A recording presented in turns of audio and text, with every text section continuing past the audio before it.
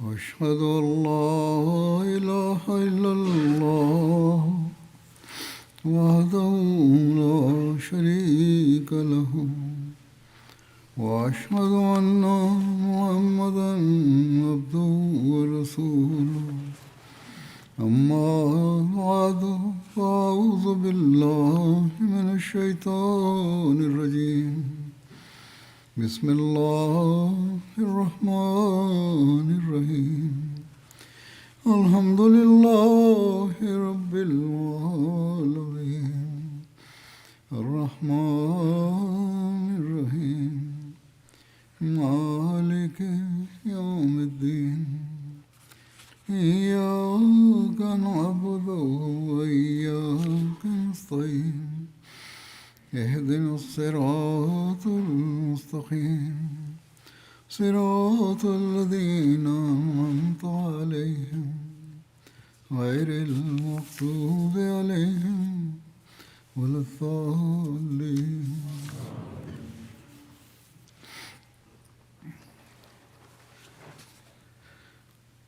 கடந்த குத்துபாவில் ஹசரத் காப் பின் மாலிக் ரலியல்லாஹு அன்ஹு மற்றும் ஏனைய சஹாபிகள் தபுக் போரில் பின்தங்கியது, மேலும் அதன் மீது பெருமானார் ஸல்லல்லாஹு அலைஹி வஸல்லம் அவர்கள் தமது விருப்பமின்மையை வெளிப்படுத்தியது குறித்து கூறப்பட்டது.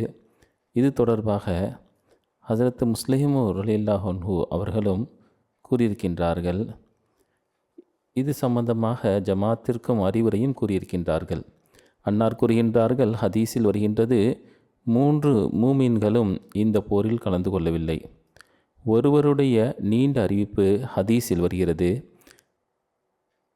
அவர் கூறுகிறார், அதாவது அந்த சஹாபி, அதாவது நான் நபி ஸல்லல்லாஹு அலைஹி வஸல்லம் அவர்கள் திரும்பி வந்த பிறகு அன்னாரிடம் சென்றேன். நான் மக்களிடம் கேட்டேன், பின்தங்கியவர்கள் எவராவது வந்திருக்கிறார்களா என்று. அவர்கள் என்னென்ன விஷயங்களை கூறி தமது இயலாமையை தெரிவித்திருக்கிறார்கள், அவர்களுடன் எவ்வாறு நடந்து கொள்ளப்பட்டது. மக்கள் வந்தவுடனேயே சாக்குப்போக்குகளை கூற ஆரம்பித்து விட்டார்கள். மேலும் அல்லாஹ்வின் தூதர் ஸல்லல்லாஹு அலைஹி வஸல்லம் அவர்களே, எங்களுடைய மன்னிப்பிற்காக துவா செய்யுங்கள் என்று கேட்பார்கள். அன்னாரும் துவா செய்து விடுவார்கள். அவர் கூறுகிறார், அந்த சஹாபி ஹசரத் காப் அவர்கள், நானும் ஏதாவது சாக்குப்போக்குகளை கூறிவிடலாம், தண்டனையிலிருந்து தப்பித்து கொள்ளலாம் என்று நினைத்தேன். பிறகு எனக்கு சிந்தனை வந்தது. நான் சஹாபாவிடம் கேட்டேன், யாரெல்லாம் வந்தார்கள் என்று. அவர்கள் பெயரை கூறினார்கள். அனைவருமே நயவஞ்சகர்கள். 2 நம்பிக்கை கொண்டவர்கள் பெயரை மட்டும்தான் கூறினார்கள். அவர்கள் எந்த ஒரு சாக்குப்போக்குகளையும் கூறவில்லை. அவர்கள் தமது தவறை ஒப்புக்கொண்டார்கள். அப்போது நான் என் நயவஞ்சகர்களோடு சேர்ந்து கொள்ள வேண்டும். இப்படிப்பட்ட சாக்குப்போக்குகள் எடுத்துரைப்பதற்கு பதிலாக உண்மையில் அது சரியான காரணமாக இருக்க முடியாது, ஆக தவறு நிகழ்ந்துவிட்டது என்று தெளிவாக கூறி வரலாம் என்று உள்ளத்தில் நினைத்தேன். அன்னார் எவ்வாறு விரும்புகிறார்களோ அவ்வாறு என்னுடன் நடந்து கொள்ளட்டும். இந்த சிந்தனை வந்தவுடனே நான் எனது தவறை ஒப்புக்கொள்ள தீர்மானித்தேன். இவ்வாறு அல்லாஹ் என்னை நயவஞ்சகர்களோடு சேர்வதிலிருந்து காப்பாற்றிவிட்டான். நான் சென்றேன். மேலும் நபி ஸல்லல்லாஹு அலைஹி வஸல்லம் அவர்களிடம் தெளிவாக கூறிவிட்டேன், என்னுடைய சோம்பேறித்தனம் மற்றும் கவனமின்மை காரணமாகத்தான் போரில் கலந்து கொள்ளவில்லை. எந்த ஒரு உண்மையான காரணமும் கிடையாது. இதனால் நபி ஸல்லல்லாஹு அலைஹி வஸல்லம் அவர்கள் கூறினார்கள், இறைவன் உங்களை பற்றி கட்டளை இறக்கும் வரை உங்களுடன் தொடர்பு துண்டிக்கப்படும் என்று கூறினார்கள். அந்த சஹாபி பெயர் காப் பின் மாலிக் ஆகும். அவர் கூறுகிறார்கள், இந்த கட்டளையினால் எங்களுக்கு கடும் வேதனை ஏற்பட்டது. ஏனென்றால் மதீனாவில் அனைவரும் முஸ்லிம்களாக இருந்தார்கள். மேலும் நயவஞ்சகர்கள் எவருக்கும் இவர்களுடன் பேச தைரியம் இல்லை. இந்த அனைத்து விஷயங்களையும் சுருக்கமாக கூறியுள்ளேன். கடந்த குத்துபாவில் விரிவாக கூறியிருந்தேன். அன்னார் அவர்கள் இதை குத்துபாவில் கூறினார்கள். பிறகு நான் கூறியதை போன்று இது தொடர்பாக ஜமாத்திற்கு அறிவுரையும் வழங்கினார்கள். அதற்கு முஸ்லிமு ரலியல்லாஹு அன்ஹு அவர்கள் கூறுகின்றார்கள், இங்கு நான் பார்த்துள்ளேன், அதாவது காதியானில் 1936 காலகட்டத்தினுடைய விஷயமாகும். எந்த மக்களோடு பேசுவது தடுக்கப்பட்டதோ, அதாவது தண்டனை கிடைக்க பெற்றவர்கள், அவர்கள் முஹல்லாவில் அகமதிகளின் வீடுகளுக்கு செல்கின்றார்கள். முஹல்லாவாசிகள் உறங்கிக் கொண்டிருக்கிறார்கள். அவர்களுக்கு தெரியவே தெரியாது. இங்குள்ள சில அகமதிகள் பாம்புகளை வளர்க்கிறார்கள். ஆனால் இந்த பாம்புகளால் இறைவனையோ அவனது தூதரையோ ஹலீஃபாயோ கடிக்க முடியாது என்பதை அவர்கள் நினைவில் கொள்ளட்டும். மாறாக அதை வளர்க்கின்றவர்களேயே அது கடிக்கும். நாமோ அல்லாஹ்வின் அருளினால் பாதுகாப்பாக இருக்கின்றோம். ஏனென்றால் எவரை இறைவன் தன்னுடைய பாதுகாப்பில் வைக்கின்றானோ அவரை எதுவும் கடிக்காது. இது எவர்களை கடிக்க முடியுமோ அவர்களையே கடிக்கும். இவர்கள் இந்த பாம்புகளுடைய செயல்பாடுகளை கண்டும் காணாமல் இருப்பது வருத்தத்திற்குரியதாகும். அக்காலத்தில் சில குழப்பங்கள் இருந்தன. அதன் காரணமாக அன்னாருக்கு இதை கூற வேண்டியதாயிற்று. எவ்வாறு இருப்பினும் அன்னார் மேலும் கூறுகின்றார்கள், மதீனாவில் எந்த நயவஞ்சகனும் இவர்களுடன் பேச முடியாமல் இருந்தது. காபின் மாலிக் ரதியல்லாஹு அன்ஹு அவர்கள் கூறுகிறார்கள், இந்த கட்டளைக்கு சிறிது நாட்களுக்கு பிறகு மனைவி மக்களும் இவரிடமிருந்து விலகிவிட வேண்டும் என்று நபி ஸல்லல்லாஹு அலைஹி வஸல்லம் அவர்கள் கூறியதாக தெரிய வந்தது. முதியவரான ஒரு சஹாபியும் எங்கள் 3 பேரில் இருந்தார். அவருடைய மனைவி நபி ஸல்லல்லாஹு அலைஹி வஸல்லம் அவரிடம் வந்து, அல்லாஹ்வின் தூதர் ஸல்லல்லாஹு அலைஹி வஸல்லம் அவர்களே, என்னுடைய கணவர் முதலிலேயே மரணித்து விட்டார். உணவும் உண்ணுவதும் இல்லை, உறங்குவதும் இல்லை. பிறகு வயதின் பலவீனம் காரணமாக எப்பொழுதும் உதவியின் தேவை உள்ளவர். முன்பிருந்தே அவர் கணவன் மனைவி உறவுக்கு தகுதியானவராக இல்லை. நீங்கள் அனுமதி அளித்தால் அவருக்கு உணவு உபசரிப்பதில் உதவி செய்வேன். அன்னார் ஸல்லல்லாஹு அலைஹி வஸல்லம் அவர்கள் கூறினார்கள், சரி, இந்த அளவிற்கு அனுமதியுள்ளது. காபின் மாலிக் ரதியல்லாஹு அன்ஹு அவர்கள் கூறுகின்றார்கள், எனக்கும் இவ்வாறான அனுமதி வாங்கலாம் என்று எண்ணம் தோன்றியது. ஆனால் பிறகு அவர் வயதானவர், நான் இளைஞன், நான் இவ்வாறு செய்வது உகந்ததல்ல என்ற எண்ணம் வந்தது. இதனால் நான் எனது மனைவியிடம், நான் உன்னை அழைத்து நீ அதற்கு பதில் தந்துவிடக்கூடாது, எனவே நீ உனது தாய் வீட்டிற்கு சென்று விடு என்று கூறினேன். வேறு எவரும் என்னுடன் பேசுவார் என்ற எண்ணம் இருக்கவில்லை. ஆனால் நபி ஸல்லல்லாஹு அலைஹி வஸல்லம் அவர்களுடைய அன்பு மற்றும் கருணையின் காரணமாக என்னுடைய வேதனையை கண்டு அன்னார் ஸல்லல்லாஹு அலைஹி வஸல்லம் நிச்சயமாக கருணை காட்டுவார்கள் என்ற எண்ணம் இருந்தது. ஆகையினால் அன்னாருடைய சபைக்கு செல்வேன், உரத்த குரலில் அஸ்ஸலாமு அலைக்கும் கூறுவேன். பிறகு அன்னாருடைய உதடுகள் அசைகின்றதா என்று பார்ப்பேன். ஆனால் அன்னார் பதில் அளிக்க மாட்டார்கள். நான் பதற்றத்துடன் வந்து விடுவேன். பிறகு அன்னாருடைய உதடு அசைந்து இருக்கலாம், நான் பார்க்க தவறிவிட்டேன் என்று எண்ணம் கொள்வேன். ஆகையால் அப்பொழுது சபையிலிருந்து எழுந்து சென்று விடுவேன். பிறகு மீண்டும் வந்து உரத்த குரலில் அஸ்ஸலாமு அலைக்கும் கூறி அன்னாருடைய உதடுகளை பார்ப்பேன். மீண்டும் எழுந்து வந்து விடுவேன். பிறகு செல்வேன். அன்னார் பதில் அளிக்க மாட்டார்கள். ஆனால் அவ்வப்போது ஓரக்கண்ணால் என்னை பார்ப்பார்கள். கூறுகின்றார்கள், நீண்ட நாள் ஆகிவிட்டது. நான் என்னுடைய சிறிய தந்தை வழி சகோதரரிடம் சென்றேன். அவருடன் தான் எப்பொழுதும் என்னுடைய உண்ணுதல், பருகுதல், அமருதல் இருக்கும்.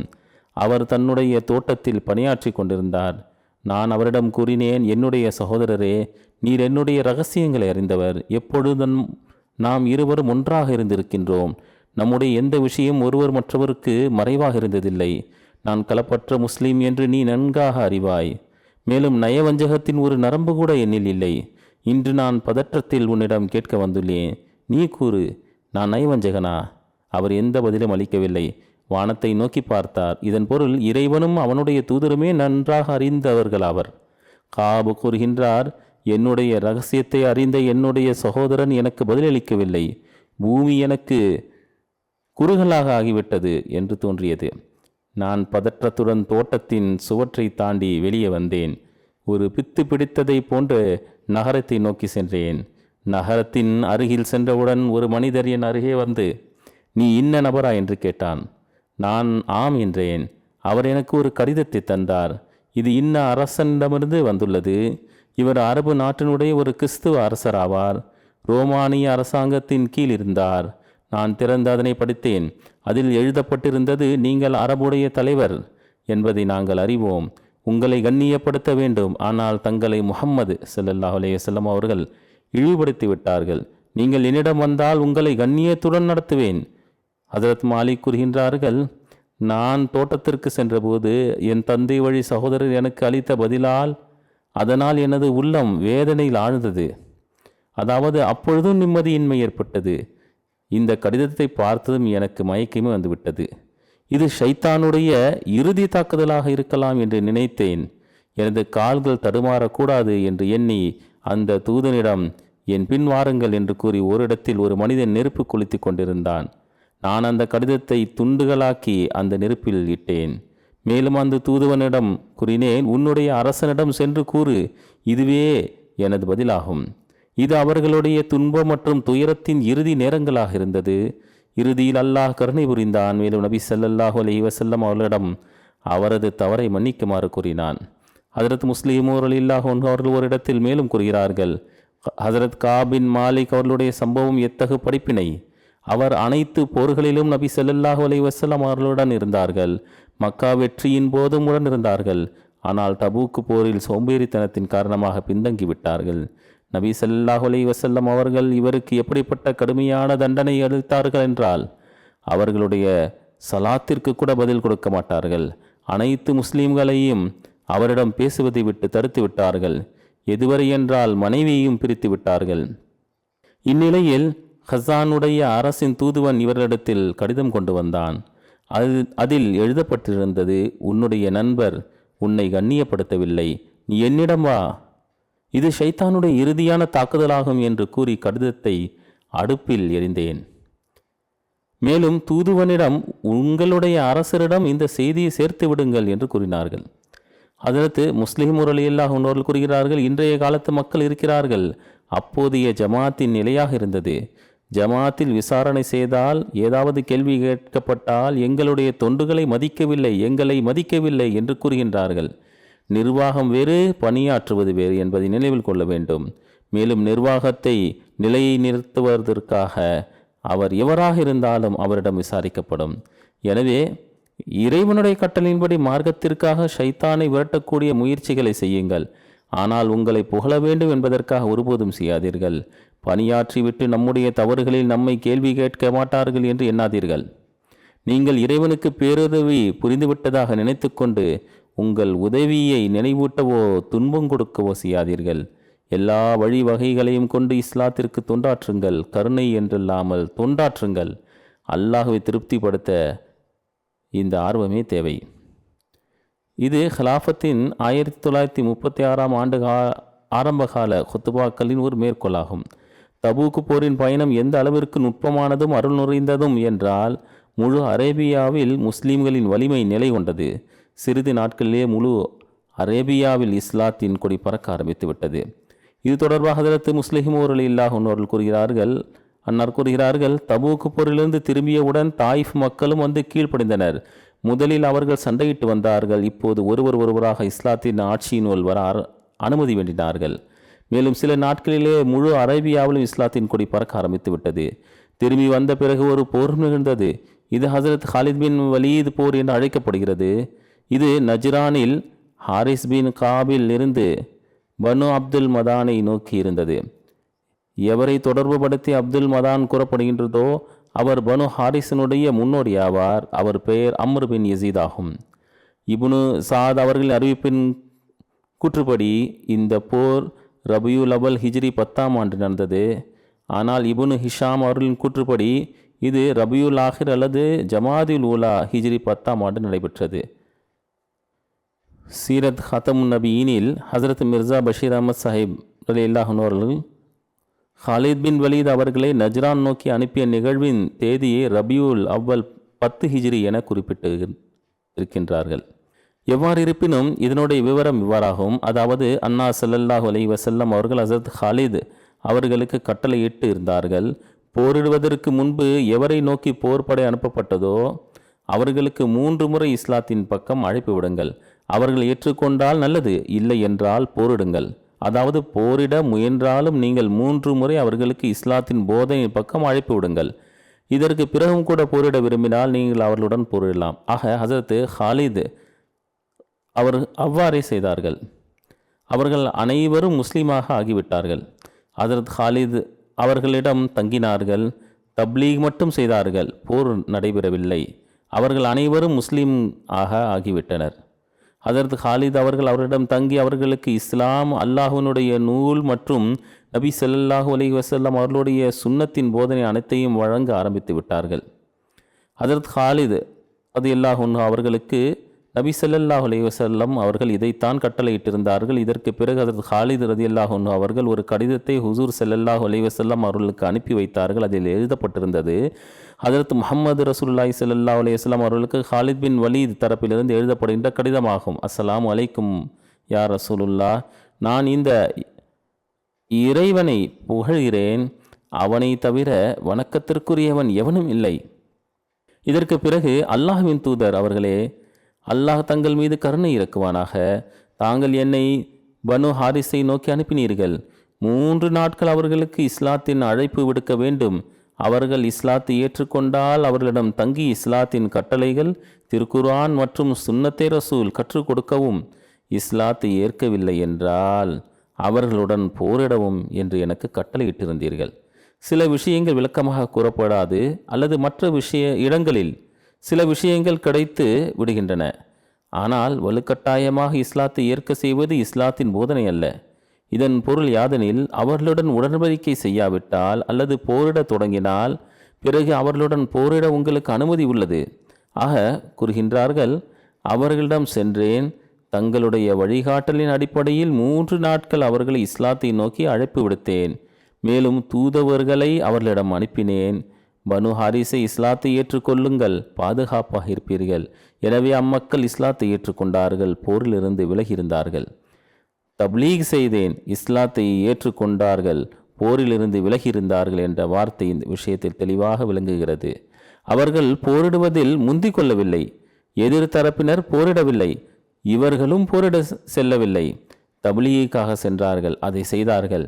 மேலும் எழுதுகின்றார்கள், நான் இவர்களிடம் தங்கியுள்ளேன், இவர்களுக்கு மார்க்கத்தினுடைய போதனைகள் மற்றும் கட்டளைகளை கற்றுக் கொடுக்கின்றேன். இனி அன்னா ஸல்லல்லாஹு அலைஹி வஸல்லம் அவர்களிடமிருந்து வருகின்ற கட்டளையை ஏற்று நடப்பேன், அதன்படி அமல் செய்வேன். அஸ்ஸலாமு அலைக்கும் வரஹமத்துல்லாஹ் யா ரசூலுல்லாஹ். நபி ஸல்லல்லாஹு அலைஹி வஸல்லம் அவர்கள் காலித் பின் வலீதினுடைய இந்த கடிதத்திற்கு பதிலளித்தார்கள். பிஸ்மில்லாஹிர் ரஹ்மானிர் ரஹீம். முஹம்மது ரசூலுல்லாஹ் ஸல்லல்லாஹு அலைஹி வஸல்லமிடமிருந்து காலித் பின் வலீத் அவர்களுக்கு சலாம். நான் இறைவனை புகழ்கிறேன், அவனை தவிர வணக்கத்திற்குரியவன் எவரும் இல்லை. உங்களுடைய கடிதம் தூதுவருடன் எனக்கு கிடைத்தது. பனு ஹாரிஸ் இஸ்லாத்தை ஏற்றுக்கொண்டார்கள் என்று தெரிய வந்தது. போருக்கு முன்பு லா இலாஹ இல்லல்லாஹ் முஹம்மது ரசூலுல்லாஹ் என சாட்சி அளித்துள்ளார்கள். இது இறைவனுடைய ஹிதாயத்தாகும். இதை இறைவன் அவர்களுக்கு வழங்கியுள்ளான். எனவே நீர் அவர்களுக்கு இறை கூலிக்கான நற்செய்தியை வழங்குவீராக, இறை தண்டனையிலிருந்து அச்சமூட்டுவீராக. நீர் அவர்களில் சில நபர்களை அழைத்து கொண்டு என்னிடம் வருவீராக. அஸ்ஸலாமு அலைக்க வரஹமத்துல்லா. ஹாலித் ரதியல்லாஹு அன்ஹு அவர்கள் இந்த கட்டளையை பார்த்தவுடன் பனு ஹாரிஸினுடைய சில நபர்கள் அழைத்து கொண்டு நபி ஸல்லல்லாஹு அலைஹி வஸல்லம் அவரிடம் வந்தார்கள்.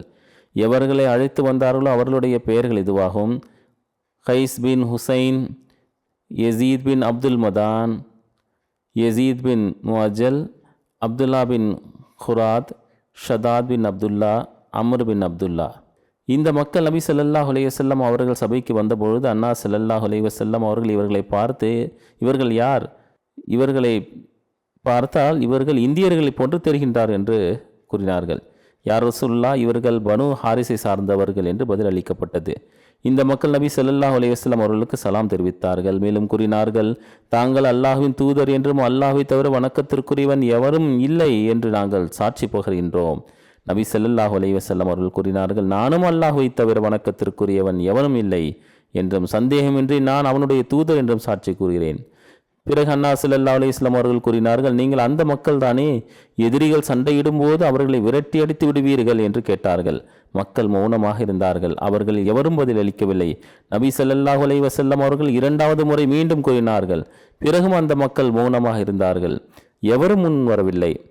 நபி ஸல்லல்லாஹு அலைஹி வஸல்லம் அவர்கள் 3வது முறை மீண்டும் கூறினார்கள். அவர்கள் எவரும் முன்வரவில்லை. நபி ஸல்லல்லாஹு அலைஹி வஸல்லம் அவர்கள் 4வது முறை மீண்டும் எதிரிகளுடன் சண்டையிடும் பொழுது அவர்களை விரட்டி விடுவீர்களே, அதாவது நீங்கள் தங்களை வலிமை உள்ள மக்களாக கருதுகிறீர்களே. அப்பொழுது யசீத் பின் அப்துல் மதான் கூறினார், யார் ரசூலுல்லாஹ், நாங்கள் அதே மக்களாவோம். எங்களுடன் யார் சண்டையிடுகின்றார்களோ அவர்களை விரட்டி அடித்து விடுவோம். 4 முறை அவர் இதை தெரிவித்தார். நாங்கள் போரிடக்கூடியவர்கள், வீரமுள்ளவர்கள். ஆனால் இங்கு எப்படி நடந்துவிட்டது? நபி ஸல்லல்லாஹு அலைஹி வஸல்லம் அவர்கள் கூறினார்கள், நீங்கள் இஸ்லாத்தை ஏற்றுக்கொண்டு விட்டீர்கள் என்று ஹாலித் எனக்கு கடிதம் எழுதாமல் இருந்திருந்தால் நான் தலைகளை உங்கள் கால்களுக்கு கீழ் போட்டு இருப்பேன். யசீத் பின் அப்துல் மதான் கூறினார்கள், நாங்கள் தங்களுக்கோ அல்லது ஹாலிதுக்கோ நன்றி செலுத்தக்கூடியவர்கள் கிடையாது. புதிதாக இஸ்லாத்தை ஏற்று கொண்டிருந்தார்கள். கூறுகின்றார்கள், நாங்கள் தங்களுக்கு நன்றி செலுத்த மாட்டோம். நபி ஸல்லல்லாஹு அலைஹி வஸல்லம் அவர்கள் கூறினார்கள், பிறகு யாருக்கு நன்றி செலுத்துவீர்கள்? அவர்கள் கூறினார்கள், யா ரசூலுல்லாஹ், நாங்கள் அல்லாஹ்வுக்கு நன்றி செலுத்துகின்றோம். அவன்தான் தங்கள் மூலமாக எங்களுக்கு நேர்வழி வழங்கினான். மிக நல்ல பதிலை இவர் அளித்திருந்தார். நபி ஸல்லல்லாஹு அலைஹி வஸல்லம் அவர்கள் கூறினார்கள், நீங்கள் உண்மையை கூறினீர்கள். நபி ஸல்லல்லாஹு அலைஹி வஸல்லம் அவர்கள் கேட்டார்கள், நீங்கள் அறியாமை காலத்தில் உங்கள் எதிரிகள் மீது எதன் காரணமாக வெற்றி பெற்றீர்கள்? அப்போது அவர் கூறினார், யா ரசூலுல்லாஹ், நாங்கள் ஒன்றாக எதிரிகளுடன் போரிட்டோம். நாம் ஒன்றாக போரிட்டால் நமக்கு வெற்றி கிடைக்கும், எவருக்கும் நம் மீது வெற்றி கிடைக்காது என்று அவர்கள் எண்ணினார்கள். இஸ்லாம் வந்தபோது இஸ்லாம் அனைத்து கோத்திரங்களையும் ஒன்றாக்கிவிட்டது. பல கோத்திரங்கள் ஓர் உயிரானது. அப்பொழுது இந்த மக்களும் ஒன்றாக இருக்கின்றார்கள் என்பது இவர்களுக்கு புரிய வந்தது. நாம் இவர்களுடன் போரிடக்கூடாது, இதுதான் சிறந்தது. இன்னும் சொல்வதென்றால் போர் மட்டும் அல்ல, இஸ்லாத்தை ஏற்றுக்கொள்ள வேண்டும், ஏனென்றால் இதுவே உண்மை மார்க்கமாகும். நபி ஸல்லல்லாஹு அலைஹி வஸல்லம் அவர்கள் கைஸ் பின் ஹாரிஸ் அவர்களை பனு ஹாரிஸினுடைய அமீராக நியமித்தார்கள். ஷவ்வால் இறுதியில் அல்லது துல்காய்தாவுடைய துவக்கத்தில் இம்மக்களை அனுப்பி வைத்தார்கள். இவர்கள் தங்களுடைய சமுதாயத்தை சென்றடைந்து 4 மாதத்திற்கு பிறகு நபி ஸல்லல்லாஹு அலைஹி வஸல்லம் அவர்கள் வஃபாத்தானார்கள். நபி ஸல்லல்லாஹு அலைஹி வஸல்லம் அவர்களுடைய இறுதிப் போர் தபூக் போராகும். நபி ஸல்லல்லாஹு அலைஹி வஸல்லம் அவர்கள் இறுதியாக அனுப்பி வைத்த போர்ப்படை உசாமாவுடைய போர்ப்படையாகும். உசாமா போர்ப்படை பற்றி வருகின்றது. ஹஜ்ரத் அபூபக்கர் ரலியல்லாஹு அன்ஹு அவர்களின் குறிப்பில் ஏற்கனவே கூறப்பட்டது. இருந்தாலும் சுருக்கமாக அதனுடைய பின்னணியுடன் இங்கு எடுத்து கூறிவிடுகிறேன். புகாரில் அறிவிப்பு வருகிறது. ஹஜ்ரத் அனஸ் பின் மாலிக் அவர்கள் அறிவிக்கின்றார்கள், நபி ஸல்லல்லாஹு அலைஹி வஸல்லம் அவர்கள் மக்களுக்கு ஹஜ்ரத் ஜயீத், ஹஜ்ரத் ஜாஃபர் மற்றும் ஹஜ்ரத் அப்துல்லா இப்னு ரவாஹாவுடைய மரண செய்தியை மக்களுக்கு அவர்களுடைய செய்தி கிடைக்கும் முன்பே அறிவித்தார்கள். ஹஜ்ரத் உசாமா படையெடுப்புக்கு முன்பு ஒரு படை கிளம்பியது. அன்னா ஸல்லல்லாஹு அலைஹி வஸல்லம் அவர்கள் கூறினார்கள், ஹஜ்ரத் ஜயீத் கொடியை வாங்கினார், அவர் ஷஹீதானார். பிறகு ஹஜ்ரத் ஜாஃபர் பிடித்தார், அவரும் ஷஹீதானார். பிறகு ஹஜ்ரத் இப்னு ரவாஹா கொடியை பிடித்தார், அவரும் ஷஹீதானார். அன்னாருடைய கண்களில் கண்ணீர் வழிந்தோடியது. இறுதியில் அல்லாஹ்வினுடைய வாள்களில் ஒரு வாள் ஹாலித் பின் வலீத் கொடியை வாங்கினார். எதுவரை என்றால் அல்லாஹ் அவருக்கு எதிரியின் மீது வெற்றியை வழங்கினான். ஹஜ்ஜத்துல் விதாவிலிருந்து நபி ஸல்லல்லாஹு அலைஹி வஸல்லம் அவர்கள் மதீனா திரும்பி வந்தபொழுது மதீனாவாசிகளுக்கு தெற்கிலிருந்து எந்த எதிரியின் அபாயமும் இல்லை. ஆனால் வடக்கிலிருந்து ரோமானியர்கள் மூலம் எப்பொழுதும் அபாயம் இருந்தது. ஏனென்றால் அந்த கிறிஸ்துவர்களுக்கு அவர்களுடைய ஆற்றல் மீது அகங்காரம் இருந்தது. ஆகையால் எந்நேரமும் அவரிடமிருந்து தாக்குதல் நடக்கலாம். மேலும் மொத்தா போரின் ஷஹீதுகளுக்காக பழிவாங்க வேண்டியிருந்தது. ஏனென்றால் அந்த போரில் ஹஜ்ரத் ஹாலித் பின் வலீத் அவர்களுடைய திறமையின் காரணமாக முஸ்லீம்களுடைய படை மதீனா வருவதில் வெற்றி கண்டது.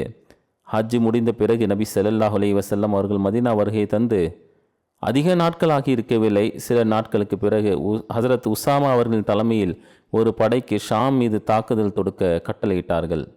நபி ஸல்லல்லாஹு அலைஹி வஸல்லம் அவர்களுடைய மரணத்திற்கு 2 தினங்களுக்கு முன்பு சனிக்கிழமை அன்று ஹஜ்ரத் உசாமா அவர்களுடைய படையின் ஆயத்தம் முழுமையடைந்தது. இதனுடைய துவக்கம் அன்னா ஸல்லல்லாஹு அலைஹி வஸல்லம் அவர்கள் நோய்வாய்ப்படும் முன்பு துவங்கியது. சஃபர் மாதத்தின் இறுதியில் ரோமானியர்களுடன் போரிட ஆயத்தம் செய்ய அன்னா ஸல்லல்லாஹு அலைஹி வஸல்லம் கட்டளையிட்டிருந்தார்கள். ஹஜ்ரத் உசாமாவை அழைத்து கூறினார்கள், உன்னுடைய தந்தையை ஷஹீதான இடத்திற்கு செல்வாயாக. ஹஜ்ரத் ஜயீத் எங்கு ஷஹீதாக்கப்பட்டாரோ முதலில் அங்கு செல்லுங்கள். அவர்களை, அதாவது எதிரிகளை, குதிரைகளை கொண்டு நசுக்கி விடுங்கள். நான் உங்களை அந்த படையின் அமீராக நியமித்துள்ளேன். ஒரு அறிவிப்பில் வருகின்றது, நபி ஸல்லல்லாஹு அலைஹி வஸல்லம் அவர்கள் கூறினார்கள், பல்கா மற்றும் தாரூமை குதிரைகளை கொண்டு நசுக்கி விடுங்கள். பல்கா ஷாம் நகரத்தினுடைய ஒரு பகுதியாகும். இது டமஸ்கஸ் மற்றும் குரா பள்ளத்தாக்கிற்கு இடையில் உள்ளது. தாரும் எகிப்து செல்லும் வழியில் பாலஸ்தீனின் காசா அடுத்த ஒரு பகுதியாகும். மேலும் ஷாமை நோக்கி புறப்பட கூறும்போது கூறினார்கள், பொழுது விடிந்த உடனே உபுனா மக்கள் மீது தாக்குதல் தொடுங்கள். உபுனா ஷாமில் பல்கா அருகாமையில் ஒரு இடத்தின் பெயராகும். அவர்களுக்கு செய்தி கிடைக்கும் முன்பே விரைவாக பயணம் செய்து சென்றடையுங்கள் என்று கூறினார்கள். இறைவன் உங்களுக்கு வெற்றியை அளித்தான் என்றால் அங்கு குறைவாக தங்குங்கள். தங்களுடைய வழிகாட்டுபவரை அழைத்துச் செல்லுங்கள். மேலும் உளவாளிகளை, செய்தி வழங்கக்கூடியவர்களையும் உங்களுக்கு முன்பு அனுப்பி வையுங்கள். நபி ஸல்லல்லாஹு அலைஹி வஸல்லம் அவர்கள் ஹஜரத் உசாமா அவர்களுக்காக தன்னுடைய கையில் ஒரு கொடியை கட்டினார்கள். பிறகு அல்லாஹ்வின் பெயரால் அவனுடைய பாதையில் போரிடுங்கள். யாரெல்லாம் அவனை நிராகரிக்கின்றாரோ அவருடன் போர் புரியுங்கள். நம்பிக்கை துரோகம் செய்யாதீர்கள். குழந்தைகள் பெண்களை கொலை செய்யாதீர்கள். எதிரிகளுடன் போரிடுவதை விரும்பாதீர்கள் என்று கூறினார்கள். இந்த வார்த்தையும் எதிரியின் தாக்குதலை எதிர்ப்பதன் பக்கம் சுட்டி காட்டுகிறது. அதாவது எதிரி போர் தொடுத்தால் நீங்கள் போர் தொடுங்கள், ஆனால் நீங்கள் எதிரியுடன் போர் தொடுப்பதை விரும்பாதீர்கள். நிச்சயமாக இதன் காரணமாக நீங்கள் சோதிக்கப்படுவீர்கள் என்று உங்களுக்கு தெரியாது. எனவே நீங்கள், இறைவா, இவர்களுக்கு முன்பு நீயே எங்களுக்கு போதுமானவன், நீ விரும்பினால் இவர்களுடைய போரை எங்களிடம் இருந்து அகற்றுவாய் என்று கூறுங்கள். போர் அவசியமில்லை, போர் தவிக்கப்படும் என்றால் தவிர்த்து வை என்ற துவாவை கற்றுக் கொடுத்தார்கள். ஆக அவர்கள் உங்களுடன் மோதினால், அதாவது பிறகும் போர் வந்துவிட்டால், மேலும் அவர்கள் ஒன்றாக சேர்ந்து கூச்சல் எழுப்பினால், பிறகு நீங்கள் கண்ணியத்தோடு அமைதியாக இருப்பது உங்கள் மீது அவசியமாகும். பிறகு அமைதியாக கண்ணியத்துடன் போரிடுங்கள். நீங்கள் உங்களுக்கிடையில் சண்டையிடாதீர்கள். அவ்வாறானால் நீங்கள் கோழையாகி விடுவீர்கள். உங்களுடைய ஆதிக்கமும் அச்சமும் இல்லாமல் போய்விடும். தங்களுக்குள் ஒற்றுமையை உருவாக்குங்கள். மேலும் நீங்கள் அல்லாஹ்வே, நாங்கள் உன்னுடைய அடியாராகவும் அவர்களும் உன்னுடைய அடியார்களாக இருக்கிறார்கள். எங்களுடைய நெற்றியிலும் அவர்களுடைய நெற்றிகள் உன்வசம்தான் உள்ளது. மேலும் நீயே எங்களுக்கு போதுமானவன் என்று கூறுங்கள். மேலும் சொர்க்கம் வாள்களின் நிழலின் கீழ் உள்ளது என்பதை தெரிந்து கொள்ளுங்கள்.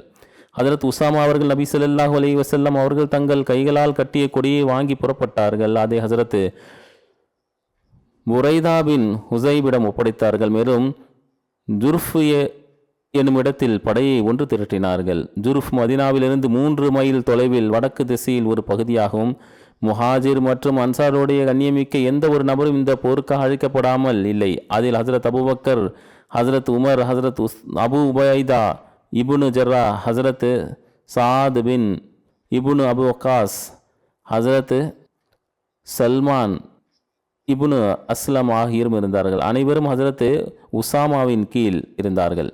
சில மக்கள் பேசத் தொடங்கினார்கள். இந்த சிறுவன் ஆரம்பகால முஹாஜிர்கள் மீது அமீராக்கப்படுகின்றார். இவர்களின் பெரிய பெரிய சஹாபா இருக்கின்றார்கள். இந்த சிறுவரை அமீராக்குகிறீர்களா? அன்னா ஸல்லல்லாஹு அலைஹி வஸல்லம் வரை இந்த விஷயம் சென்றடைந்தவுடன் இவ்விஷயத்தின் மீது பெருமானார் ஸல்லல்லாஹு அலைஹி வஸல்லம் அவர்கள் விருப்பமின்மை வெளிப்படுத்தினார்கள். அன்னா ஸல்லல்லாஹு அலைஹி வஸல்லம் தன்னுடைய தலையை ஒரு கைக்குட்டையால் கட்டியிருந்தார்கள். மேலும் ஒரு போர்வை பொருத்தியிருந்தார்கள். அன்னா ஸல்லல்லாஹு அலைஹி வஸல்லம் மேடை மீது ஏறி இறைவனுடைய தூய்மையை எடுத்துரைத்து பிறகு கூறினார்கள், மக்களே, உங்களுடைய சிலரின் பேச்சு ஹசரத் உசாமாவை அமீர் ஆக்கியது தொடர்பாக எனக்கு தெரிய வந்தது. நான் ஹசரத் உசாமாவை அமீர் ஆக்கியது தொடர்பாக உங்களுக்கு ஆட்சேபனை இருக்கிறது என்றால், இதற்கு முன்பு இவருடைய தந்தையை என்னுடைய அமீர் ஆக்கியதிலும் உங்களுக்கு ஆட்சேபனை இருந்துள்ளது. இறைவன் மீது ஆணைய, அவரும் தலைமைத்துவத்திற்கு தகுதியானவர். அவருக்கு பிறகு அவருடைய மகனும் தலைமைத்துவத்திற்கு தகுதியானவர். அவர் எனக்கு மிகவும் பிடித்தமான நபர்கள் இருந்தவர். நிச்சயமாக இவர்கள் இருவரும் எத்தகையோர் என்றால், இவர்களை பற்றி எல்லா விதமான நன்மையும் நலமும் நினைக்கப்படலாம். எனவே அவர், அதாவது உசாமா பொருட்டு நன்மையான அறிவுரையை பின்பற்றுங்கள். ஹசரத் உசாமா அவர்களுடன் புறப்பட இருக்கின்ற முஸ்லீம்கள் நபி ஸல்லல்லாஹு அலைஹி வஸல்லம் அவர்களுக்கு விடை பயணம் கூறி ஜுர்ஃப் இடத்திற்கு சென்று படையுடன் கலந்து கொள்ள சென்று கொண்டிருந்தார்கள். நபி ஸல்லல்லாஹு அலைஹி வஸல்லம் அவருடைய உடல்நிலை மோசமானது. ஆனால் அன்னா ஸல்லல்லாஹு அலைஹி வஸல்லம், ஹசரத் உசாமா அவர்களுடைய படையை அனுப்பி வையுங்கள், எவ்வாறாயினும் இது புறப்படும் என்று வலியுறுத்தி வந்தார்கள். ஞாயிற்றுக்கிழமை அன்னாருடைய வலி அதிகமாகிவிட்டது. ஹசரத் உசாமா படையிலிருந்து திரும்பி வந்தார்கள்.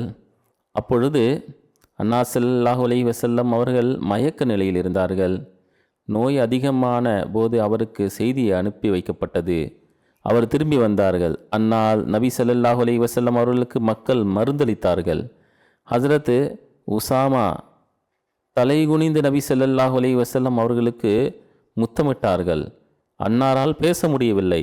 ஆனால் அன்னா ஸல்லல்லாஹு அலைஹி வஸல்லம் தனது இரு கைகளையும் வானையை நோக்கி உயர்த்தி ஹசரத் உசாமா மீது அவர்களின் தலையின் மீது கை வைத்தார்கள். மேலும் அன்னா ஸல்லல்லாஹு அலைஹி வஸல்லம் அவர்கள் எனக்காக துவா செய்கிறார் என்று நான் புரிந்து கொண்டேன். ஹசரத் உசாமா படையை நோக்கி திரும்பினார்கள். ஹசரத் உசாமா திங்கட்கிழமை மீண்டும் நபி ஸல்லல்லாஹு அலைஹி வஸல்லம் அவர்களிடம் வந்தார்கள்.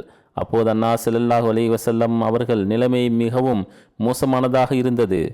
அன்னா ஸல்லல்லாஹு அலைஹி வஸல்லம் ஹசரத் உசாமாவிடம் கூறினார்கள், அல்லாஹுடன் அருளினால் புறப்படுங்கள். ஹசரத் உசாமா அவர்கள் நபி ஸல்லல்லாஹு அலைஹி வஸல்லம் அவர்களிடமிருந்து விடைபெற்று தன்னுடைய படையை நோக்கி புறப்பட்டார்கள். மக்களுக்கு செல்லுமாறு கட்டளையிட்டார்கள். அன்னா ரதியல்லாஹு அன்ஹு அவர்கள் புறப்பட எண்ணும்போது அவர்களுடைய தாயார் உம்மே ஐமன் தரப்பிலிருந்து ஒரு மனிதர் செய்தி எடுத்து வந்தார். நபி ஸல்லல்லாஹு அலைஹி வஸல்லம் அவர்கள் இறுதி நேரமாக தெரிகின்றது. இதனால் ஹசரத் உசாமா ரலியல்லாஹு அன்ஹு அவர்கள் நபி ஸல்லல்லாஹு அலைஹி வஸல்லம் அவரிடம் வந்தார்கள். ஹசரத் உமர் ரதியல்லாஹு அன்ஹு மற்றும் ஹசரத் அபு உபைதா ரதியல்லாஹு அன்ஹு அவர்களும் உடன் இருந்தார்கள். அன்னார் ஸல்லல்லாஹு அலைஹி வஸல்லம் மீது வஃபாத் நிலை ஏற்பட்டது. சிறிது நேரத்திலேயே அன்னார் ஸல்லல்லாஹு அலைஹி வஸல்லம் அவர்கள் வஃபாத் ஆகிவிட்டார்கள். இதன் காரணமாக முஸ்லிம்களுடைய படை ஜுர்ஃப் இடத்திலிருந்து மதீனா திரும்பியது. மேலும் ஹசரத் புரைதா இப்னு ஹுசைஃப் ஹசரத் உசாமா அவர்களின் கொடியை எடுத்து வந்தார்கள். அதனை நபி ஸல்லல்லாஹு அலைஹி வஸல்லம் அவர்களின் வாசலில் நட்டார்கள். ஒரு அறிவிப்பின் அடிப்படையில் ஹசரத் உசாமாவின் படை ஜுகுஃபில் இருந்து போது நபி ஸல்லல்லாஹு அலைஹி வஸல்லம் அவர்களுடைய மரணம் நிகழ்ந்தது. சூகுஷ்ஃப் மதீனாவிலிருந்து ஒரு இரவின் தொலைவில் அமைந்துள்ளது. ஷாமினுடைய பாதையில் உள்ள பள்ளத்தாக்காகும். எவ்வாறு இருப்பினும் இவர்கள் திரும்பி வந்து விட்டார்கள். நபி ஸல்லல்லாஹு அலைஹி வஸல்லம் அவருடைய வஃபாத்திற்கு பிறகு ஹசரத் அபூபக்கர் ரலியல்லாஹு அன்ஹு அவர்களிடம் பையத் செய்யப்பட்டது. ஹசரத் அபூபக்கர் ரலியல்லாஹு அன்ஹு அவர்கள் ஹசரத் புரைதா பின் ஹுசைஃப் அவர்களுக்கு கொடியை எடுத்து ஹசரத் உசாமாவினுடைய வீட்டிற்கு செல்லுங்கள், தன்னுடைய நோக்கத்திற்காக புறப்படுங்கள் என கட்டளையிட்டார்கள். ஹசரத் புரைதா ரலியல்லாஹு அன்ஹு கொடியை எடுத்துக்கொண்டு படையின் இடத்திற்கு வந்தார்கள். அந்த படையின் எண்ணிக்கை 3000 என்று கூறப்படுகின்றது. அதில் 1000 குதிரை வீரர்களும் மற்றொரு அறிவிப்பின் அடிப்படையில் ஹசரத் உசாமா பின் ஜயித் அவர்கள் 700 நபர்களுடன் ஷாமை நோக்கி அனுப்பி வைக்கப்பட்டார்கள். மற்றொரு அறிவிப்பின் அடிப்படையில் நபி ஸல்லல்லாஹு அலைஹி வஸல்லம் அவர்கள் வஃபாத்திற்கு 2வது நாள் ஹசரத் அபூபக்கர் ரலியல்லாஹு அன்ஹு அறிவிப்பு செய்தார்கள். ஹசரத் உசாமாவுடைய பணி நிறைவேறும். ஹசரத் உசாமாவுடைய படையிலிருந்து ஒரு மனிதரும் மதீனாவில் இருக்கக்கூடாது, அனைவரும் ஜுர்ஃபில் அவர்களுடைய படையில் சேர்ந்து கொள்ளுங்கள். ஹசரத் முஸ்லிமு ரலியல்லாஹு அன்ஹு அவர்கள் கூறுகின்றார்கள், நபி ஸல்லல்லாஹு அலைஹி வஸல்லம் அவர்கள் வஃபாத்தான போது முழு அரபும் முர்த்ததாகிவிட்டது. ஹசரத் உமர் ரலியல்லாஹு அன்ஹு போன்ற வீரமிக்க மனிதர்களும் இந்த குழப்பத்தை கண்டு பதற்றம் அடைந்தார்கள். நபி ஸல்லல்லாஹு அலைஹி வஸல்லம் அவர்கள் தன்னுடைய மரணத்தின் அருகில் ரோமானிய பகுதியின் மீது தாக்குதல் தொடுக்க ஒரு படையை ஆயத்தம் செய்தார்கள். ஹசரத் உசாமா அவர்களை இதற்கு அமீராக நியமித்தார்கள். இந்த படை புறப்படும் முன்பே நபி ஸல்லல்லாஹு அலைஹி வஸல்லம் அவர்கள் வஃபாத்தாகிவிட்டார்கள். அன்னாருடைய மரணத்திற்கு பிறகு அரபு முர்த்ததாகியது. சஹாபா இப்படிப்பட்ட குழப்பமான நிலையில் ஹசரத் உசாமாவுடைய படை ரோமானிய பகுதியை தாக்குதல் தொடுக்க அனுப்பி வைக்கப்பட்டால் பிறகு மதீனாவில் பின்னால் வெறும் வயதான ஆண் மற்றும் குழந்தைகள் பெண்கள் மீதம் இருப்பார்கள். மதீனாவை பாதுகாக்க எந்த வழிவகையும் இல்லை என்று எண்ணினார்கள். ஆகையால் அவர்கள் பெரிய சஹாபியின் ஒரு குழு ஹசரத் அபூபக்கர் ரலியல்லாஹு அன்ஹு அவர்களிடம் சென்று குழப்பங்கள் அகலும் வரை இந்த படையை தடுத்து வையுங்கள் என்று விண்ணப்பிக்கலாம் என்று தீர்மானித்தார்கள். எனவே ஹசரத் உமர் ரலியல்லாஹு அன்ஹு மற்றும் ஏனைய பெரிய பெரிய சஹாபிகள் அன்னாரிடம் வந்தார்கள். குழப்பங்கள் அகலும் வரை இதை தடுத்து நிறுத்துங்கள் என்று விண்ணப்பித்தார்கள். ஹசரத் அபூபக்கர் ரலியல்லாஹு அன்ஹு அவர்கள் இந்த கூற்றை கேட்டவுடன் மிகவும் கோபத்தோடு நபி ஸல்லல்லாஹு அலைஹி வஸல்லம் அவருடைய மரணத்திற்கு பிறகு அபூ கத்தாதாவுடைய மகன் அதாவது அபூபக்கருடைய முதல் பணி எந்த படையை நபி ஸல்லல்லாஹு அலைஹி வஸல்லம் அவர்கள் புறப்பட கட்டளையிட்டார்களோ அதை தடுப்பதா என்று அந்த குழுவிற்கு பதிலளித்தார்கள். மேலும் அன்னார் கூறினார்கள், இறைவன் மீது ஆணையாக எதிரியின் படை மதீனாவில் நுழைந்து முஸ்லிம் பெண்களுடைய பிணங்களை நாய்கள் இழுத்து சென்றாலும் எந்த படையை நபி ஸல்லல்லாஹு அலைஹி வஸல்லம் அவர்கள் அனுப்ப தீர்மானித்தாரோ அந்த படையை தடுத்து நிறுத்த மாட்டேன்.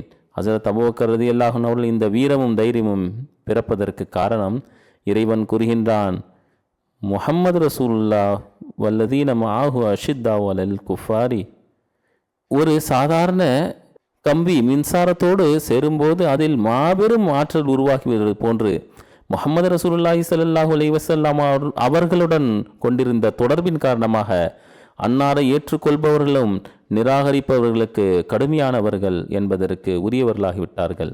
ஹஜரத் வாக்களிக்கப்பட்ட மஸீஹ் அலைஹிஸ்ஸலாம் அவர்கள் ஹஜரத் உசாமா உடைய படை புறப்படுவது தொடர்பாக தன்னுடைய உன்னதமான படைப்பான சிர்ருல் ஹலாஃபாவில் கூறுகின்றார்கள். இப்னு அசீர் தன்னுடைய வரலாற்று எழுதுகிறார்கள். ஹஜரத் முஹம்மது ரசூலுல்லாஹி ஸல்லல்லாஹு அலைஹி வஸல்லம் அவர்கள் வஃபாத்தான போது அன்னாருடைய வஃபாத்தினுடைய செய்தி மக்கா மற்றும் அதனுடைய கவர்னர் இதா பின் அசீதுக்கு கிடைத்தது. இதாபும் தலைமறைவானார். மக்கா நடுங்கியது. மக்காவாசிகள் முர்த்ததாக சாத்தியக்கூறுகள் இருந்தன.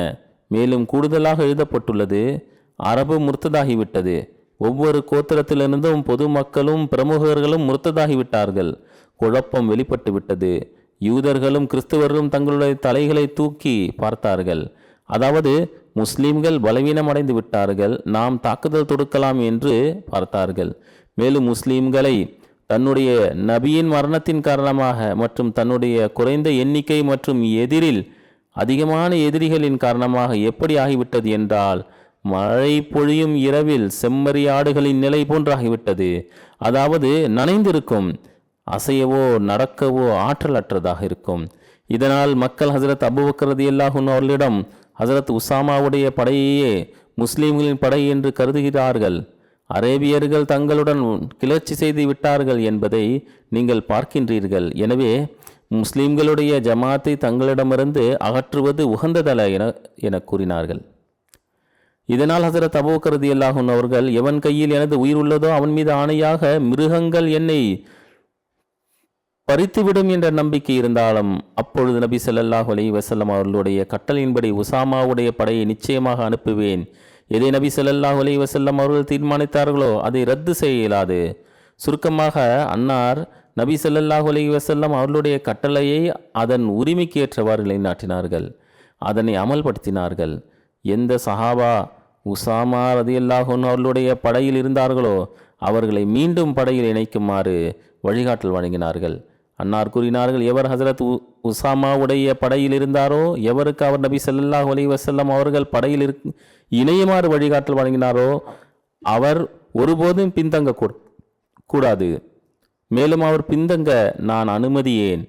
அவர் நடந்து செல்ல நேரிட்டாலும் நிச்சயமாக அவர்களுடன் செல்ல வேண்டும். அவர்கள் எவரும் பின்தங்கக்கூடாது, அதாவது அனைவருமே செல்ல வேண்டும். எவ்வாறு இருப்பினும் ஹஜரத் அபூபக்கர் ரலியல்லாஹு அன்ஹு அவர்கள் இந்த படையை அனுப்புவது தொடர்பாக எழுதப்பட்டுள்ளது. ஹஜரத் அபூபக்கர் ரலியல்லாஹு அன்ஹு அவர்களுடைய கட்டளையின் பேரில் ஹஜரத் உசாமா அவர்களுடைய படை ஜிர்ஃப் இடத்தில் ஒன்று கூடியது. ஹஜரத் அபூபக்கர் ரலியல்லாஹு அன்ஹு தாமே அங்கு சென்றார்கள். அங்கு சென்று அந்த படையை ஆய்வு செய்தார்கள், அதை வடிவமைத்தார்கள். இது தொடர்பாக இந்த கூற்றும் வருகின்றது. ஹஜரத் அபூபக்கர் ரலியல்லாஹு அன்ஹு அவர்கள் ஹஜரத் உசாமா ரலியல்லாஹு அன்ஹு அவர்களிடம் கூறினார்கள், உங்களுக்கு சரியாக தோன்றினால் ஹஜரத் உமர் ரலியல்லாஹு அன்ஹு அவர்களை என்னுடைய பணிகளுக்கு உதவியாளர்களாக விட்டுவிடுங்கள். ஏனென்றால் அவரும் அந்த படையில் இணைந்திருந்தார். அல்லது உசாமா ரலியல்லாஹு அன்ஹு அவர்கள் அனுமதி வழங்கினார்கள். இந்த சம்பவத்திற்கு பிறகு ஹஜரத் உமர் ரலியல்லாஹு அன்ஹு அவர்கள் எப்பொழுதெல்லாம் ஹஜரத் உசாமா ரலியல்லாஹு அன்ஹு அவர்களை சந்திப்பார்களோ, எதுவரை என்றால் ஹலீஃபாவாக தேர்ந்தெடுக்கப்பட்ட பிறகும் கூட அவரை சந்திக்கும் பொழுது அஸ்ஸலாமு அலைக்கும் ஐயுஹல் அமீர், அமீரே அஸ்ஸலாமு அலைக்கும் என்பார்கள். இதற்கு உசாமா ரலியல்லாஹு அன்ஹு அவர்கள் யக்ஃபிருல்லாஹு லக்கும் என்று பதில் அளிப்பார்கள். ஹசரத் அபூபக்கர் ரலியல்லாஹு அன்ஹு அவர்கள் உசாமா அவர்களுக்கு தன்னுடைய வழிகாட்டலை வழங்கி இதுவும் கூறினார்கள், நபி ஸல்லல்லாஹு அலைஹி வஸல்லம் அவர்கள் உமக்கிட்ட கட்டளை அனைத்தையும் நிறைவேற்றுங்கள். நபி ஸல்லல்லாஹு அலைஹி வஸல்லம் அவர்களுடைய கட்டளை நிறைவேற்றுவதில் எவ்வகையான சோம்பேறித்தனத்தையும் காட்டாதீர்கள். போரின் விவரம் முன்பும் கூறப்பட்டு விட்டது, அதை நான் விடுகிறேன். நபி ஸல்லல்லாஹு அலைஹி வஸல்லம் அவர்கள் கூறியது போன்று இந்த படை வெற்றியுடன் திரும்பியது. எதிரி கொல்லப்பட்டான் அல்லது கைது செய்யப்பட்டான். இந்த போரில் எந்த ஒரு முஸ்லிமுக்கும் உயிர் சேதம் ஏற்படவில்லை. அறிவிப்பின் அடிப்படையில் இந்த படையை 40-70 நாட்கள் வெளியில் இருந்த பிறகு மதீனா வந்து சேர்ந்தது. மேலும் நபி ஸல்லல்லாஹு அலைஹி வஸல்லம் அவர்கள் மீது இருந்த அன்பினால் ஹஜரத் அபூபக்கர் ரலியல்லாஹு அன்ஹு அவர்கள் கூறினார்கள், நபி ஸல்லல்லாஹு அலைஹி வஸல்லம் அவர்கள் எந்த கொடியை அவர்கள் தன்னுடைய கைகளினால் ஹஜரத் உசாமாவுக்காக கட்டினார்களோ அந்த கொடியை அபு கஹாஃபாவுடைய மகன் எவ்வாறு அவிழ்ப்பான்? எனவே ஹஜரத் உசாமாவுடைய படை வந்தவுடன் அந்த கொடி அவிழ்க்கப்படவில்லை. ஹஜரத் உசாமா அவர்கள் மரணம் அடையும் வரை அந்த கொடி அவருடைய வீட்டில் அவரிடமே இருந்தது. அல்லாஹும்ம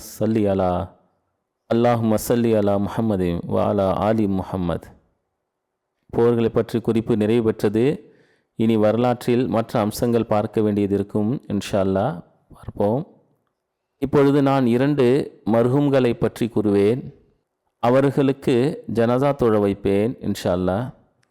ஜமாத்தின் முரப்பியான மதிப்பிற்குரிய அசீசுர் ரஹ்மான் ஹாலித் சாஹிப் கடந்த நாட்களில் அமெரிக்காவில் 79 வயதில் வஃபாத்தாகிவிட்டார்கள். இன்னா லில்லாஹி வ இன்னா இலைஹி ராஜிஊன்.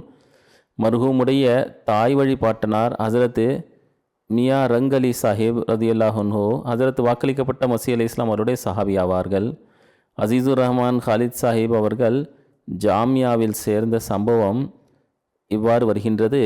நான் 7ஆம் வகுப்பில் இருந்தபோது ஒரு நாள் தாலிமுல் இஸ்லாம் உயர்நிலை பள்ளியில் நடந்த அசம்பிளியில் ஹஜரத் மௌலானா ஹாஜி முகமது நசீர் சாஹிப் அவர்கள் வந்தார்கள். அவர்கள் வக்ஃபி ஜிந்தகி வாழ்க்கை அர்ப்பணித்தவராவார். அதனுடைய அவசியமும் மற்றும் முக்கியத்துவம் பற்றி உரையாற்றினார்கள். இந்த உரை பல மாணவர்களுக்கு பெரும் தாக்கத்தை ஏற்படுத்தியது. உரை முடிந்த உடனே மர்ஹூம் அவர்களுக்கு வாழ்க்கையை அர்ப்பணிக்க வேண்டும் என்ற உணர்ச்சி பெருகிய உடனே ஜாமியாவிற்கு சென்றார்கள். அங்கே சிறிய இன்டர்வியூ. அதற்கு பிறகு 1960ஆம் ஆண்டு அவருக்கு ஜாமியாவில் சேர்க்கை கிடைத்தது. பின்னர் 1969ஆம் ஆண்டு ஜாமியாவில் இருந்து அவர் ஷாஹித் பட்டத்தை பெற்றார். ஜாமியாவில் மொத்தம் 9 வருடங்கள் ஆனதற்கு காரணம், அவர் ஒரு ரயில் விபத்தில் சிக்கி மிகவும் காயமடைந்தார். அந்த விபத்தின் காரணமாக 2 ஆண்டுகள் வீணாகிவிட்டன. இருந்தாலும் அவர் மனம் தளரவில்லை. மேலும் அவரது உயிரும் காப்பாற்றப்பட்டது. அவர் எப்போதும் கூறி வந்ததும் என்னவென்றால், 3வது கலிஃபத்துல் மஸீஹ் அவர்களின் துவாவினால் எனது வாழ்க்கை காப்பாற்றப்பட்டது. இவர் முபல்லிக் ஆன பின் சிராலியோ, நைஜீரியா, கானா, தன்சானியா, ஜன்சிஃபர் போன்ற வெளிநாடுகளில் பணியாற்றினார்கள். பாகிஸ்தானிலும் பல இடங்களில் முரபியாக பணியாற்றினார்கள். அதன் பின்னர் திரும்பி வந்த பிறகு ரபுவா நகரில் வக்காலத்து இஷாத் துறையில் பணியாற்றும் வாய்ப்பு கிடைத்தது. இவருடைய மகள் வழி பேரன் ஹம்சா உபைதுல்லா தற்போது முரபியாக ஜாமியாவில் இருந்து வெளிவந்துள்ளார். அவர் கூறுவதாவது, அசீசுர் ரஹ்மான் சாஹிப் அவர்கள் ஆப்பிரிக்காவில் சில நேரங்களில் வெறும் அரிசியை வேக வைத்து அதன் மீது உப்பு தூவி அதையே சாப்பிட வேண்டிய சூழல் இருந்தது. குழம்பு போன்றவை இல்லாமல் இருந்தன, அல்லது மற்ற உணவுப் பொருட்களும் கிடைக்காத நாட்களும் இருந்தன. சில சமயம் எப்படிப்பட்ட நிலை இருந்தது என்றால், சாதாரண உணவும் கிடைக்காது, எளிய வேக வைத்த அரிசியும் கிடைக்காது. சில நேரங்களில் பல நாட்களில் பசியுடன் இருக்க வேண்டிய சூழலும் இருந்தது என்று எப்பொழுதும் கூறி வந்தார்கள். இவை அனைத்தும் அந்த ஆரம்பகால முரப்பியினரும் முபல்லிக்மார்களும் செய்த தியாகங்களாகும். இன்று முரப்பிகளும் முபல்லிக்மார்களும் இதை தான் முன்வைக்க வேண்டும். இவரின் மகனான அசீசுர் ரஹ்மான் அனஸ் கூறுகிறார்கள், ஒருபோதும் உணவே வீணாக்க மாட்டார்கள். ஜலசாவின் சந்தர்ப்பத்திலும் அதிக முறை உணவை தட்டில் வாங்காமல் மேசைகளில் இருக்கும் மீதமுள்ள ரொட்டி துண்டுகளை உண்டு கொள்வார்கள். அதற்கு வாக்களிக்கப்பட்ட மசீஹ் இஸ்லாம் அவர்கள் இந்த ரொட்டி துண்டுகளை உண்கிறார்கள் என்றால் நாம் ஏன் உண்ணக்கூடாது என்று கூறுவார்கள். இளமையிலிருந்து தஹஜ்ஜுத் தொழக்கூடியவர், நன்னடத்தை, நன்றாக பழகக்கூடியவர், அனுதாபம், கடின உழைப்பு மற்றும் நம்பிக்கைக்குரிய மனிதராக இருந்தார்கள். ஹிலாஃபத்துடன் ஆழ்ந்த தொடர்பு மற்றும் பற்று கொண்டிருந்தார். மர்ஹூம் மூசியாக இருந்தார்கள். நான் கானாவில் இருந்தபோது என்னுடன் கானாவில் இருந்தார்கள். மிக கடின உழைப்புடன், நன்றி உணர்வுடன், எளிமையுடன் பணியாற்றினார்கள். தன்னலமற்று பணியாற்றினார்கள். இவர்களுக்கு 2 மகன்கள், 3 மகள்கள், அதிகமான மகன் வழி பேரன் பேத்திகள் இருக்கின்றார்கள். அல்லாஹ் இந்த மர்ஹூமுடைய பாவ மன்னிப்பை ஏற்றுக்கொள்வானாக. அல்லாஹ் இந்த மர்ஹூமுடன் பாவ மன்னிப்புடன் கருணையுடனும் நடந்து கொள்வானாக. இவர்களுடைய அந்தஸ்தை உயர்த்துவானாக. 2வது குறிப்பு, இந்தோனேஷியாவை சேர்ந்த மதிப்பிற்குரிய எய்தி ஹுமாய்தி சாஹிப் 22 நவம்பர் உம்ரா செய்யும் பாக்கியம் பெற்ற பிறகு திடீரென்று நோய்வாய்ப்பட்டார். மேலும் இந்த நோயிலேயே 77வது வயதில் மதினாவில் வஃபாத்தாகிவிட்டார்கள். இன்னா லில்லாஹி வ இன்னா இலைஹி ராஜிஊன். இவர்களின் குடும்பத்தில் அகமதியத் 1930களில் வந்தது. இவர்களின் மாமா முஹம்மது ரவுஃப் சாஹிப் அவர்கள் ஹசரத் மௌலானா ரஹமத் அலி சாஹிப் ரதியல்லாஹு அன்ஹு அவர்களின் மூலம் பையத் செய்தார்கள். அதன் பிறகு இவர்களின் தாயின் தந்தை மற்றும் தாயாரும் பையத் செய்தார். இவர்களின் மருமகன் பசூகி அஹமத் சாஹிப் ஜமாத்தின் முரப்பி ஆவார். அவர் கூறுகிறார், இரவு பகல் இவருக்கு தப்லீக் செய்யும் மிகுந்த ஆர்வம் இருந்தது. தப்லீக் செய்யும் பாதையில் என் உயிர் போய்விடட்டும் என்ற ஆசையை இவருடைய மனதில் எப்பொழுதும் இருந்தது. எங்கள் சந்திப்பும் எப்போதும் நடந்தாலும் எப்போதும் தப்லீகே அல்லது அதை பற்றியே பேசுவார். இவர்கள் தப்லீக் செய்யும் ரீதி பல முபல்லிகளை ஊக்குவிப்பதற்கான காரணமாக இருந்தது. இவருடைய மருமக்களும் எழுதுகின்றார்கள், பாங்கு கொடுப்பதற்கு முன்பு பள்ளிவாசலுக்கு சென்று அல்லாஹ்வின் நினைவில் அமர்ந்து நேரம் செலவிடுவார். தினமும் திருக்குர்ஆன் ஓதுவார். அதன் மொழிபெயர்ப்பும் தஃப்சீரையும் படிப்பார். தப்லீருக்கு தேவையான வசனங்கள் குறியிடுவார். ஒருபோதும் தஹஜ்ஜுத் தொழுகையை விட்டதில்லை. 76 வயதிலும் கூட தப்லீருக்காக மோட்டார் சைக்கிள் பயணம் செய்வார். அவர் எப்போதும் குழந்தைகளிடம் செல்வத்தை தியாகம் செய்வதில் குறைவு செய்யாதீர்கள், இது அல்லாஹ்வின் உரிமை, இயன்றவள் அதிகமாக தியாகம் செய்யுங்கள். மேலும் நினைவில் கொள்ளுங்கள், ஜமாத்தின் செல்வத்திலிருந்து 1 ரூபாயை கூட உபயோகிக்காதீர்கள், அதன் கணக்கை அளிக்க வேண்டி வரும். உம்ரா பயணத்தின் போது அவர்களுடைய குழு தலைவர் எழுதுகிறார், உம்ரா முழுவதும் அவர் எப்போதும் இப்படித்தான் கூறிக்கொண்டிருந்தார். இங்கு இருந்து கீழே திரும்பி சென்றதும் நான் தப்லீக் செய்வேன், மேலும் மக்கள் அனைவருக்கும் தெரிவிப்பேன், ஜமாத் அஹ்மதியா உறுப்பினர்கள் மக்காவில் ஹஜ் நிறைவேற்றுகிறார்கள். அங்கே அவர் உடல்நல குறைவால் மருத்துவ பரிசோதனைக்கு சென்றபோது இவர் மரணமடைந்து விட்டார். மருத்துவர் இவரை பார்த்து, அல்லாஹ் இவருக்கு நற்செயல்களை பிடித்து விட்டது, அதனால்தான் ஜன்னத்துல் பக்கியில் அடக்கம் செய்யும் பெரும்பாக்கியம் கிடைத்துள்ளது என்று கூறினார். அங்கு வஃபாத் நிகழ்ந்ததால் அங்கு ஜன்னத்துல் பக்கியில் இவருடைய நல்லடக்கம் செய்யப்பட்டது. நம்முடைய இந்த பாகிஸ்தானில் அகமதிகளை அகமதியின் கலரில் கூட கபரஸ்தானில் அடக்க அனுமதிப்பதில்லை. அருகில் வேறு ஒரு முஸ்லிமின் மன்னரை இருந்தாலும் அதன் அருகில் வரக்கூடாது என்று கூறுகின்றனர். ஆனால் அல்லாஹ் இவருக்கு அளித்த மரியாதையை பாருங்கள். ஜன்னத்துல் பக்கி போன்ற இடத்தில் இவர் அடக்கம் செய்யப்பட்டார். இப்போது அங்கேயும் சிலரின் மன்னரையை அகற்ற செல்லட்டும், ஆனால் அதற்கான ஆற்றல் அவரிடம் எங்கே? இவர்கள் இந்த மௌலவிகள் விரைவில் தங்கள் முடிவை சந்திக்க உள்ளார்கள் இன்ஷா அல்லாஹ்.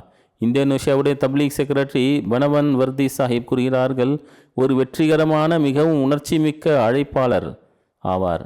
உண்மையாகவே ஒரு நாள் கூட தப்லீக் இல்லாமல் இருக்கக்கூடாது என்ற விஷயத்தை தன்னுடைய வாழ்வின் அங்கமாக்கினார். ஒரு பழைய மோட்டார் சைக்கிள் இருந்தது, அதில் அமர்ந்துதான் நீண்ட தூரம் உள்ள கிராமங்களுக்கு பயணம் மேற்கொண்டார். மேலும் எந்த பகுதியில் ஜமாத்திற்கு எதிர்ப்பு உள்ளதோ அங்கும் செல்வார். ஆயிரக்கணக்கான நபர்களை தப்லீகின் விளைவாக அவர்களிடம் இருந்து பையத்து வாங்கினார்கள். கூறுகின்றார்கள், ஹிலாஃபத்துடன் அதிக தொடர்பும் பற்று உணர்வும் இருந்தது. இறைவனுடைய அருளினால் மூசியாக இருந்தார்கள். பின்விட்டு சென்றவர்களில் 4 பெண் பிள்ளைகள், 10 பேரன்கள் இருக்கின்றார்கள். நான் கூறியதை போன்று இவர்களுடைய ஒரு மருமகன் முரபியாவார். அல்லாஹ் தஆலா பாவம் மன்னிப்புடன் கருணையுடன் நடந்து கொள்வானாக, அந்தஸ்தை உயர்த்துவானாக.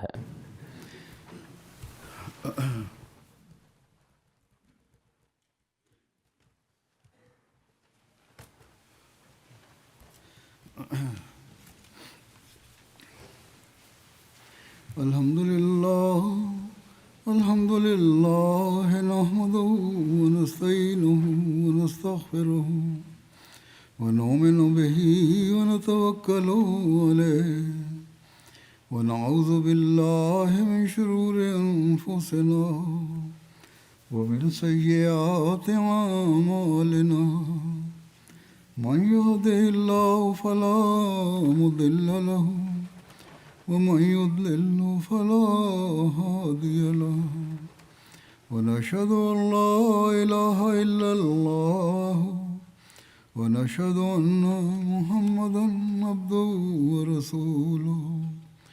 عباد الله رحمكم الله، إن الله يأمر بالعدل والإحسان وإيتاء ذي القربى وينهى عن الفحشاء والمنكر والبغي يعظكم لعلكم تذكرون. اذكروا الله يذكركم وادعوه يستجب لكم ولذكر الله أكبر.